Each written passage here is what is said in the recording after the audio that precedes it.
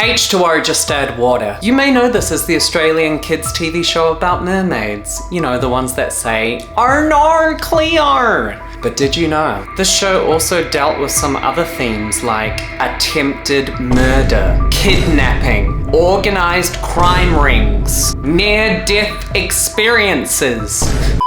Hello everyone, it's Tyler Warwick here. As you may know, I'm a huge fan of the show H2O Just Add Water. I will defend the show to the ends of the earth. I think this is such an amazing show. As a kid, one of the things I really liked about the show, and then as an adult rewatching it still love, is that the show wasn't afraid to deal with the big stuff. The show really delved into some very unhinged things. As an actor and director, I'm always about raising the stakes. I love the drama and the stakes being as high as possible because that makes us care. And so today I wanted to talk about some of the most unhinged moments from the first season of H2O Just Add Water. Let's go! Starting off, in the very first few moments of the show, we are introduced to Zane Bennett. Hey Cleo! Yes, that Cleo.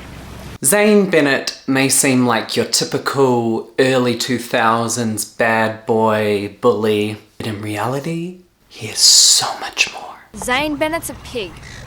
This dude has some serious problems. The way he treats people, especially women, is concerning.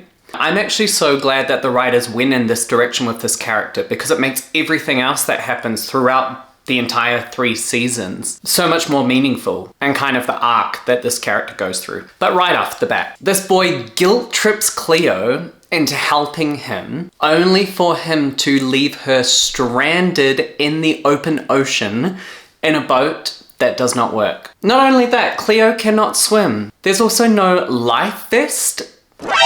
Wild. Then later on in the first episode, we find out that the water police... This is the water police! Went and told Zane's dad about the Zodiac having to be collected from Mako Island, and he threatens Cleo. Something really bad might happen to you. This boy has some problems. But yes, as I said, very unhinged moment, but also we love it. Great character. Next up, all of the circumstances surrounding them discovering the moon pool and becoming mermaids is extremely life or death. First of all, they're trapped on this island, no one knows they're there, they have no cell phone reception. Cleo falls down a hole, and then their only way out is to swim underwater in total darkness. Dang, this could have gone a whole lot worse. Finishing off with episode 1, something I find kind of funny. Well, is funny the right word? Depends on how you look at it. But because Emma, because of her personality and the way she is, her reasoning for keeping this secret is she literally thinks that if people find out, they are going to get dissected. Could end up Dissected. They are going to be killed and dissected to discover what's up with them. And look, we live in a pretty messed up world, I'm not gonna lie. It's not too absurd to think about, but that was an unhinged moment that always got me when I was little. I was like, wait, she's not worried about people finding out because they might think she's weird or judge her. She thinks she's gonna be killed. Episode 3, third episode of the show. Cleo almost dies. So in this episode, Cleo's dad, who is a fisherman, his workers have been fishing in an area that they're not allowed to be. They've been catching turtles, which is illegal. So Cleo wants to put a stop to this, so she goes to try and help. She ends up getting caught in the fishing net. And when Emma and Ricky find her, she is passed out. 3 episodes in, we almost lost you, Cleo. Jumping to episode 5, Cleo's sister, Kim. She's like the smartest person in this show. Seriously, she's a child. And she finds out the secret before anyone else does. She finds out. And then they pretty much gaslight her into thinking that she is crazy. There's no way that mermaids exist and they could ever be mermaids. But the most unhinged part of this episode for me is the fact that Kim thinks that Cleo has joined a cult. like she might be in some kind of cult. And not only that it's like an evil cult, evil mermaids working together to do something very evil. Oh, Kim. Episode 6. Okay, this one is a little bit debatable because I can see both sides of this, But I always remember thinking that this moment was so unhinged. Basically what happens is that Emma is looking after her little brother, Elliot, who's having a surf lesson, and Ricky is hanging out. Emma's like, I'm gonna go off with this boy I like. Can you watch my brother? And Ricky's like, I don't work with kids. It doesn't really work. And she's like, whatever, just look after him. And then leaves. And then Elliot tries to show off and go in the water. And then Ricky is responsible by being like, Elliot, don't do this. Elliot, come back here. I mean it, Elliot. And then he gets in trouble and is drowning. And so Ricky goes in and saves him and is careful, isn't seen, hides herself. And then Emma like gets super angry at Ricky and is like, what were you thinking? How dare you? And I'm like, you're the one who left your brother with her. And I get Emma's response. It's coming from a place of fear and concern, and I totally get that. But I thought it was very unhinged. I was like, Emma, this wasn't really Ricky's fault, and she saved your brother's life, so there's that too. Jumping to episode 8, we are introduced to the first supervillain of this show, Dr. Denman. Dr. Denman. More like Dr. Baywatch Babe. More like Dr. Baywatch Babe. This woman is crazy. She's evil. As you know if you watch the show, basically what happens in this episode, Lewis leaves a toenail sample in Dr. Denman's lab, and Dr. Denman discovers the specimen. She sees that it changes when it reacts with water.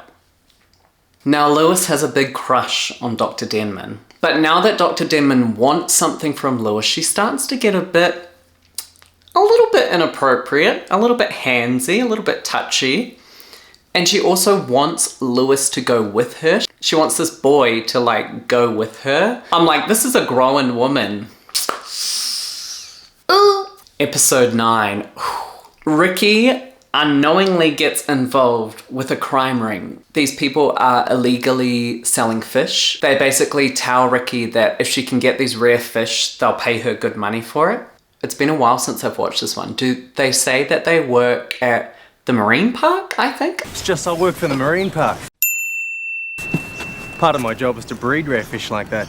But they lie to her, and everything they're doing is illegal. So when Ricky finds out, she goes and confronts them about it, and basically they like hold her hostage, and then Ricky uses her mermaid powers to get out of it. But then at the end, she's gonna kill this guy. Emma's like, no, stop. And she's like, I get it. She wants revenge, but damn, Ricky. Episode 13. This is one of my favorite episodes. The drama in this episode is unmatched. But very early off, we see Zane confronts Miss Chatham, and she has a heart attack. He hears her say that there is treasure on the boat. Don't let them get my treasure. So then he becomes obsessed with finding this treasure. He goes back to the boat to find the treasure and gives Miss Chatham another heart attack. Then while he's in the boat, there is an explosion and he comes this close to dying. Like, very, very close to dying. The ship starts to sink, it fills up with water. There's no way he can get out. He's a dead man. Oh no. Oh no. Emma has to go down and save him, and Lewis is like, but he'll know your secret. And Miss Chatham's like, she doesn't have a choice. She doesn't have a choice. Do you, Emma? Now, just to remind you, going back before, Emma's mindset is not like, oh, Zane will find out the secret and then people will know that I'm a freak or whatever.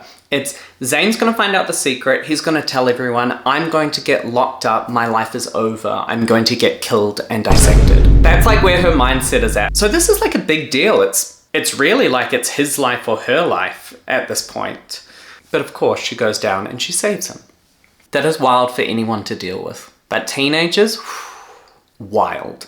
We are at the final episode of season 1. Dr. Denman has found out the girl's secret. She has found out that they are mermaids. So she calls Lewis over and then holds him hostage and then uses his phone to trick the girls into coming to the moon pool and traps them.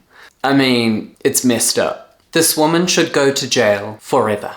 The girls find out from Miss Chatham that there is an eclipse and that it can take away your powers forever. After everything they've been through, after seeing everything that has happened because they became mermaids, they decide to give it up. Now, I always took this, even at 12 years old, because I was very dramatic. I was like, this is like a life or death situation at this point. In my opinion, because I'm dramatic. It's not like, oh no, we won't get to be mermaids anymore.